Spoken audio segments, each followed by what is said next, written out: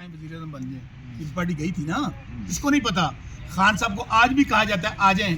खान साहब की ईद हो, शबरात हो, वो कहते हैं कि मेरे लिए सबसे बड़ी बात यह है कि मैं कौम बना रहा और कौम बन चुकी है। जो 8 फरवरी को न्याय साहब ने कहा है ना, पूरी दुनिया ने देखा आपने जुल्म किया, जबर किया, पार्टी तोड़ दी, निशान ले लिया, कैंपेन नहीं करने दी, क्या हुआ? उन्होंने कहा जान अल्लाह दी वोट खान दा। आपने बार एक क्वेश्चन किया, ईद कहाँ मनाओगे? ईद अडियाला जेल के सामने मनाएंगे इंशाल्लाह। सारे वर्कर जाएंगे, इमरान खान को एक याद के लिए ईद वहाँ मनाएंगे।